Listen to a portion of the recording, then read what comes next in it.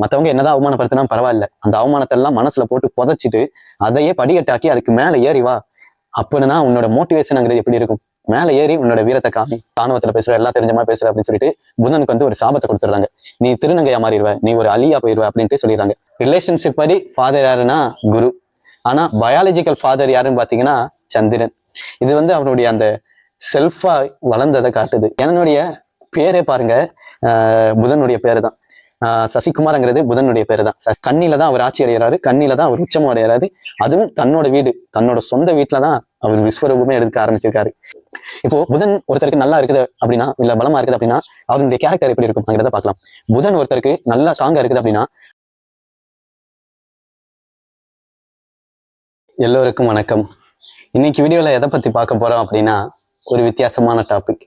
இதை நீங்க மோட்டிவேஷனாகவும் எடுத்துக்கலாம், ஆன்மீகம் ரிலேட்டடாகவும் எடுத்துக்கலாம், அஸ்ட்ராலஜி ரிலேட்டடா, ஜோசியம் ரிலேட்டடாகவும் எடுத்துக்கலாம். யாரை பத்தி பார்க்க போறோம் அப்படின்னா, புதன் அப்படிங்கிற கோள் இருக்கு இல்லையா, புதன் பகவான், அவரினுடைய கதையை பத்தி தான் எடுக்க போறோம். இப்போ வாங்க வீடியோக்குள்ளக்க போயிடலாம். இந்த வீடியோவை நம்ம 3 விதமா பிரிச்சுக்கலாங்க. ஒன்று வந்து மோட்டிவேஷனல், இன்னொரு வந்து அஸ்ட்ராலஜி ரிலேட்டடா, இன்னொன்று வந்து பார்த்தீங்க அப்படின்னா ஆன்மீகம் ரிலேட்டடா. இந்த மாதிரி ஃபேக்ட்ஸை பிரித்து சொல்லலாம். இப்போ பார்த்தீங்கன்னா அந்த புதனுக்குரிய அந்த மோட்டிவேஷனல் ஸ்டோரியை பார்ப்போம். தேவர்களுக்கு எல்லாமே ஒரு குரு இருந்தார். அவர் தான் தேவர்களுக்கு எல்லாத்துக்குமே மாஸ்டர், கலைகளை கற்றுக் கொடுக்கக்கூடியவர் அப்படின்ட்டு சொல்லலாம். அவர் பேரு பிரகஸ்பதி. அவரை குரு பகவான் அப்படின்ட்டும் சொல்லுவாங்க. அதிலே தேவர்கள்லேயே ஒரு ஒன் ஆஃப் தி நபர் தான் யாருன்னு பார்த்தீங்கன்னா சந்திரன்.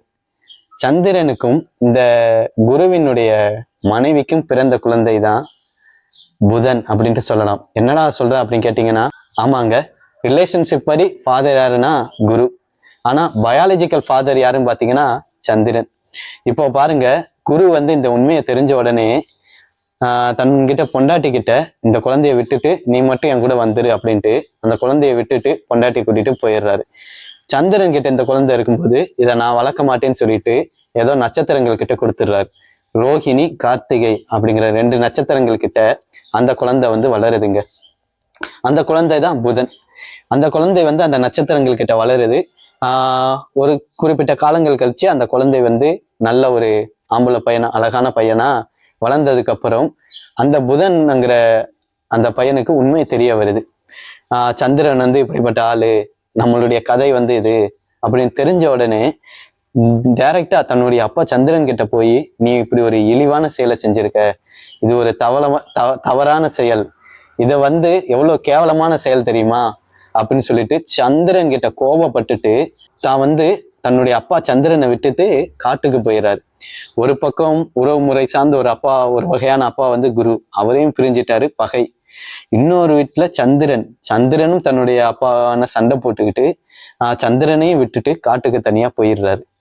இப்படி காட்டுல வாழக்கூடிய புதன் வந்து தனக்கு தானே கலையை கத்துக்கிட்டு யாரும் வேணாண்டான்னு சொல்லிட்டு அவராவே கலையை கத்துக்க ஆரம்பிக்கிறார். ஆக்சுவலா குரு இல்லாம கலையவே கத்துக்க முடியாது. அதுக்கு முன்னாடி தேவர்கள் எல்லாமே குரு பகவானுடைய துணை இல்லாம கலையவே கத்துக்க முடியாது. ஆனா குருவினுடைய மகன் பாருங்க, குருவினுடைய துணையே இல்லாம நானாவே கத்துக்கிறேன்டா, எனக்கு யாரும் தேவையில்லைன்னு சொல்லிட்டு தன்னை நம்பி கலையை கத்துக்க ஆரம்பிக்கிறார். அப்படி கலையை கத்துக்கிட்டு காட்டிலேயே அவர் தனியா வாழ்ந்துட்டு இருக்கிறார். அப்ப பார்த்து ஒரு பெண் வராங்க. அந்த பெண் வந்து நான் உன்னைய லவ் பண்றேன் அப்படின்ட்டு புதன் கிட்ட சொல்றாங்க. ஆனா புதன் வந்து ஏன் அப்படி சொல்றாங்க அப்படின்னா, புதன் வந்து ரொம்பவுமே இளமையானவர், அழகானவர்னு சொல்லலாம். ஆஸ்ட்ராலஜில அந்த 9 நவகிரகங்கள்லயே இளமையும் அழகும் கூடவே சேர்ந்தவர் அப்படின்னா புதன் அப்படின்ட்டு சொல்லலாம். புதன் வந்து பாத்தீங்க அப்படின்னா பாக்குறதுக்கு விஷ்ணு மாதிரியே, நாராயணன் மாதிரியே இருப்பாரு.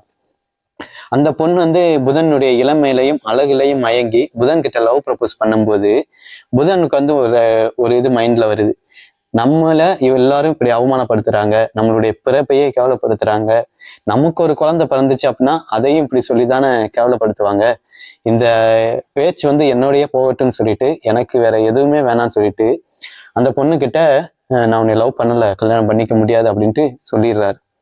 அந்த பொண்ணு வந்து நீ வந்து ஆணவத்துல பேசுற, எல்லாம் தெரிஞ்சமா பேசுற அப்படின்னு சொல்லிட்டு புதனுக்கு வந்து ஒரு சாபத்தை கொடுத்துடுறாங்க. நீ திருநங்கையா மாறிடுவ, நீ ஒரு அலியா போயிடுவ அப்படின்ட்டு சொல்லிடுறாங்க. திருநங்கை அலி அப்படின்னா உங்களுக்கு தெரிஞ்சிருக்கும், ஆணும் பெண்ணும் கலந்தது அப்படின்ட்டு சொல்லலாம். திருநங்கையா மாறுவேன்னு சாபம் கொடுத்தோடனே புதன் வந்து ஒரு திருநங்கையா மாறிடுறாரு. இப்போ வந்து பாத்தீங்க அப்படின்னா அது இன்னமும் அவருக்கு கொஞ்சம் சிக்கலா தான் இருக்குது. அதுக்கு அடுத்து பாருங்க, எவ்வளவு அவமானங்கள் இருந்தாலும் அந்த அவமானங்கள் எல்லாத்தையும் துடைக்கணும் அப்படின்னு சொல்லிட்டு திரும்பி என்ன பண்றா அப்படின்னா நவகிரகங்கள்ல இடம் பிடிக்கணும் அப்படின்ட்டு திரும்பியும் போராடுறாரு. நவகிரகங்கள்ல இடம் பிடிச்சிட்டா நமக்கு எத்தே வேறடா அப்படின்ட்டு. ஏன்னா அது வந்து பெரிய பரீட்சை, பெரிய ரொம்ப இது வேணும், அதுக்கெல்லாம் போட்டிங்கிறது. அத்தனை பேரும் ஜெயிச்சுதான் அந்த இடத்த பிடிக்க முடியும். 9 நவகிரகங்கள்ல ஒரு நவகிரகமா இடம் பிடிக்கிறது. அதுவும் குருவே இல்லாம வளர்ந்த ஒருத்தன் வந்து தன்னை நம்பியே ஏதோ வித்தையை கத்துக்கிட்டு நவகிரகங்கள்ல போட்டி போட்டு அதுலயும் ஜெயிக்கிறாப்ல. ஆக 9 நவகிரகத்திலையும் குருவே இல்லாம வந்த ஒருத்தன் அப்படின்னா புதன் மட்டும்தான். இதுல இருந்து என்ன தெரிஞ்சுக்கலாம் அப்படின்னா, மற்றவங்க என்னதான் அவமானப்படுத்தினா பரவாயில்ல, அந்த அவமானத்தை எல்லாம் மனசுல போட்டு புதைச்சிட்டு அதையே படிக்கட்டாக்கி அதுக்கு மேல ஏறி வா. அப்படின்னா உன்னோட மோட்டிவேஷன்ங்கிறது எப்படி இருக்கும்? மேல ஏறி உன்னோட வீரத்தை காமி அப்படிங்கிறது புதன் கிட்ட இருந்து நம்ம கத்துக்கலாம். அது மட்டும் இல்லாம இந்த உலகமே நமக்கு துணை இல்லை அப்படின்ட்டு தெரிஞ்சாலும் நம்ம உயிர் இருக்கிற வரைக்கும், நம்ம உடம்பு இருக்கிற வரைக்கும் நமக்கு நாம இருக்கோண்டா அப்படிங்கிறதையும் இதன் மூலியமா கத்துக்கலாம். இப்போ புதனை பத்தி மோட்டிவேஷனல் ஸ்டோரிஸ் பார்த்தாச்சு. இப்போ பாருங்க ஆஸ்ட்ராலஜி ரிலேட்டடா பார்க்கலாம். ஆஸ்ட்ராலஜில எனக்கு வந்து கொஞ்சம் இன்ட்ரெஸ்ட் இருக்குது. நான் ஆஸ்ட்ராலஜி வந்து கொஞ்சம் கொஞ்சம் கத்துக்கிட்டு இருக்கிறேன். நான் ஒரு ஜோதிடன் கிடையாது. ஆஸ்ட்ராலஜி இன்ட்ரெஸ்ட் எதனால அப்படின்னா அது வந்து எனக்கு பார்க்க ஒரு என்டர்டைன்மெண்டா இருக்கும், ஒரு பொழுதுபோக்கா இருக்கும். அது மட்டும் இல்லாம அது உண்மையா பொய்யான்ட்டு என்னால சொல்லவும் முடியாது. உண்மையா பொய்யான்ட்டு எனக்கு தெரியாது.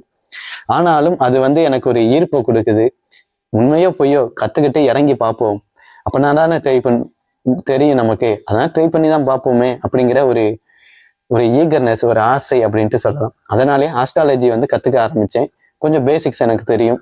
என்னுடைய ஜாதக கட்டம் வந்து எனக்கு மனப்பாடமாவே தெரியும். எங்கேயோ ஆஸ்ட்ராலஜில ஏதாவது ஒரு ஃபேக்ட்ஸ் ஏதாச்சும் தெரிய வந்தது அப்படின்னா நம்ம கட்டத்துல இப்படி இருந்தது, அப்படி இருந்தது, இப்படி பலனா அப்படின்ட்டு யோசிச்சு பார்க்கறதுங்கிறது எனக்கு ஒரு பொழுதுபோக்கு அப்படின்ட்டு சொல்லலாம். அப்படி இருக்கும்போது என்னுடைய பேரே பாருங்க, புதனுடைய பேரு தான். சசிகுமார்ங்கிறது புதனுடைய பேரு தான். சசி அப்படின்னா நிலான்ட்டு அர்த்தம், சந்திரன். குமார் அப்படின்னா மகன், சந்திரனுடைய மகன், புதன்ட்டு தான் அர்த்தம். புதன் வந்து ஆஸ்ட்ராலஜில ஒரு 2 இடத்துக்கு உரியவர். மிதுனம் அப்படிங்கிற ஒரு ராசிக்கும் கன்னி அப்படிங்கிற ஒரு ராசிக்கும் உரியவர். இது வந்து பாத்தீங்க அப்படின்னா இதுலயும் அந்த கதைங்கிறது வருது. கன்னி அப்படிங்கிற இடத்துல ஒவ்வொரு கிரகமும் பாத்தீங்க அப்படின்னா ஒவ்வொரு ராசி கட்டம் இருக்கு இல்லையா, 12 ராசி கட்டத்துல ஒவ்வொரு கிரகமும் ஒரு கட்டத்துல உச்சமா இருக்கும், ஒரு பக்கத்துல ஆட்சியா இருக்கும், இன்னொரு பக்கத்துல நீச்சமா இருக்கும். நீச்சம்ங்கிறது பவரே இல்லாம இருக்கிறது. ஓகேங்களா? இப்போ இந்த புதன் வந்து மிதுனம் கன்னி, அது வந்து புதன் தான் ஓனர். அதுக்கு தன்னுடைய இடத்துல தானே ஆட்சியும் உச்சம் அடைகிற ஒரு கிரகம் அப்படின்னா புதன் மட்டும்தான். கண்ணில தான் அவர் ஆட்சி அடைகிறாரு, கண்ணில தான் அவர் உச்சமும் அடைகிறாரு. அதுவும் தன்னோட வீடு, தன்னோட சொந்த வீட்டுலதான் அவர் விஸ்வரூபமே எடுக்க ஆரம்பிச்சிருக்காரு. இது வந்து அவருடைய அந்த செல்ஃபா வளர்ந்ததை காட்டுது. அதே இது ஆப்போசிட்ல பாத்தீங்க அப்படின்னா மீனம் அப்படிங்கிற இடத்துல குருவு அதுக்கு ஓனர். சும்மாவே குருவுக்கும் புதனுக்கும் ஆகாது. அந்த குருவினுடைய மீனம்ங்கிற ராசிலேயே புதனுக்குரிய ஒரு நட்சத்திரம் இருக்குது, ரேவதி அப்படின்னு சொல்லிட்டு. பாருங்க, பிடிக்காத இடத்துலயே ஒரு நட்சத்திரத்தை வச்சிருக்காரு பாருங்க அந்த ஆளு. அதனாலே புதன் வந்து அந்த என்னுடைய ராசிலையும் மிதுன ராசி தான் நானு, என்னுடைய ராசிலையும் புதன்ங்கிறது உச்சம். பாத்தீங்க அப்படின்னா இம்பார்ட்டன்ஸ் வந்து என்னுடைய இம்பாக்ட் வந்து என்னோட ஜாதகத்துல இந்த புதன் அப்படிங்கிறத வச்சு பார்க்க முடியும். இப்போ புதன் ஒருத்தருக்கு நல்லா இருக்குது அப்படின்னா, இல்ல பலமா இருக்குது அப்படின்னா அவருடைய கேரக்டர் எப்படி இருக்கும் அங்கிறத பார்க்கலாம். புதன் ஒருத்தருக்கு நல்லா ஸ்ட்ராங்கா இருக்குது அப்படின்னா அவர் வந்து முதல்ல பாத்தீங்க அப்படின்னா இளமையாவும் இருப்பாரு அப்படின்ட்டு சொல்லப்படுது. இளமை அழகு அப்படின்ட்டு, எப்பவுமே எங்கா தெரிவாரு அப்படின்ட்டு சொல்லப்படுது. மெல்லிய தேகம் அப்படின்ட்டுலாம் சொல்லப்படுது. ஒல்லியா அழகா இருப்பாரு, இளமையா இருப்பாரு அப்படின்ட்டு சொல்லப்படுது. கம்யூனிகேஷனுங்க வேற லெவலான கம்யூனிகேஷன் இருக்கும். அட்லீஸ்ட் வந்து பேச்சிலேயே மற்றவங்கள மடக்கக்கூடியவர் அப்படின்ட்டும் சொல்லப்படுது. எப்பயுமே பார்த்தீங்கன்னா சுறுசுறுப்பா வேகமா இருக்கக்கூடியவர் அப்படின்ட்டும் சொல்லப்படுது. என்டர்டெயின்மெண்டான ஆளு அப்படின்ட்டும் சொல்லுவாங்க. அது மட்டும் இல்லாம இந்த ஓரின சேர்க்கையாளர்கள் சொல்றாங்க பாத்தீங்களா, தன் பாலின ஈர்ப்பாளர்கள் சொல்லுவாங்க. உங்களுக்கே தெரிஞ்சிருக்கும். இப்ப கூட வானவில் அப்படின்ட்டு பேர் கூட வச்சிருப்பாங்க. அவங்களுக்கு எல்லாமே இந்த புதனுடைய இம்பாக்ட் தாக்கம்ங்கிறது அதிகமா இருக்கும் அப்படின்ட்டு சொல்லப்படுது நான் படிச்ச வரைக்கும். இந்த காலகட்டத்துல ராகுவும் புதன் மட்டும்தாங்க ரொம்பவுமே ஆதிக்கம் செலுத்துறாங்கன்னு சொல்லலாம். ஒரு முக்கியமான ஆதிக்கம்னா ராகு வந்து பிரம்மாண்டமா யோசிக்கிறது, அதிக ஆசைப்படுறது, ஒரு மைஸ்ட்ரி, இது எல்லாமே இந்த காலகட்டத்துக்குரியது தான். புதன் எதுக்கு ஓனர் அப்படின்னா கம்யூனிகேஷன், என்டர்டைன்மெண்ட், பொழுதுபோக்கு, சோசியல் மீடியா, பிளானிங்கு, கம்ப்யூட்டரிங்கு எல்லாமே பார்த்தீங்கன்னா புதன் இந்த காலகட்டத்தில் இந்த இது மட்டும்தான் இப்போ ஒரு உச்சத்தில் வளர்ந்துக்கிட்டு இருக்குது. அதனாலேயே இவங்க வந்து ரொம்பவுமே ஒரு உச்சத்தில் இருக்கிறவங்க அப்படின்ட்டு சொல்லலாம். ஆன்மீக ரிலேட்டடாக சொல்லணும்னா புதனுக்கு என்ன ஸ்ட்ராங் ஆகணும் அப்படின்னா அதுக்கு சில விஷயங்கள் சொல்கிறாங்க. படிப்பு கற்றுக்கிற அவங்களுக்கு கல்வி சார்ந்த உதவி பண்ணுறது நல்லது அப்படின்னு சொல்றது. கம்யூனிகேஷனில் கெட்ட வார்த்தை பேசாமல் கொஞ்சம் டீசெண்டாக பேசுறதுங்கிறது ஒரு நல்ல விஷயம் அப்படின்ட்டு சொல்லப்படுது. அதுக்கடுத்து பார்த்தீங்க அப்படின்னா வேற பச்சை நிறம் கிரீன் கலர் இருக்கு இல்லையா, அதை பயன்படுத்துறது புதனை பலப்படுத்தும் அப்படின்னு சொல்லப்படுது. வெண்டைக்காய் நல்லா சாப்பிட்றது புதனை பலப்படுத்தும் அப்படின்னு சொல்லப்படுது. நீங்க அதிலே பார்த்தீங்கன்னா வெண்டைக்காய் வந்து அறிவுக்கு நல்லதுன்னு சொல்லுவாங்க, மூளைக்கு நல்ல கணக்கு போடுன்னு சொல்லுவாங்க. அதே வெண்டைக்காயை புதன் கூட ரிலேட் பண்றாங்க பாருங்களேன், ஏதோ ஒரு சிங்கிங் இருக்குதோ அப்ப அப்படின்ட்டு எனக்கு இப்பதாங்க தோணுது. அப்போ வீடியோ ஒரு டேக் எடுத்தேன், அப்பெல்லாம் இது தோணலை, இப்போ டக்குன்னு இந்த விஷயம் வந்து தோணுது. இதற்கு அடுத்து புதனுக்குரிய அந்த கோவில் நல்லா ஆகணும் அப்படின்னா திருவெண்காடு அப்படின்ட்டு சொல்றாங்க. இது தஞ்சாவூர், திருவாரூர் அந்த அந்த சைட்ல இருக்குன்னு நினைக்கிறேன். நிறைய பரிகார ஸ்தலங்கள் அங்கதான் இருக்குது. அப்படியே அங்க போனா புதன் வந்து நல்லா பலம் அடையும் அப்படின்ட்டு சொல்லப்படுது. 2025 நான் போடுற கடைசி வீடியோ இதுதான் நினைக்கிறேன். அடுத்த வருடம்ங்கிறது நல்லா என்டர்டைன்மெண்ட்டாகவும் ஆரோக்கியம் சார்ந்ததாகவும் நல்லா இருக்கணும் அப்படிங்கிற பிரார்த்தனைகளோட எல்லோருக்கும் புத்தாண்டு நல்வாழ்த்துக்களையும் தெரிவிச்சுக்கிறேன். நன்றி, வணக்கம்.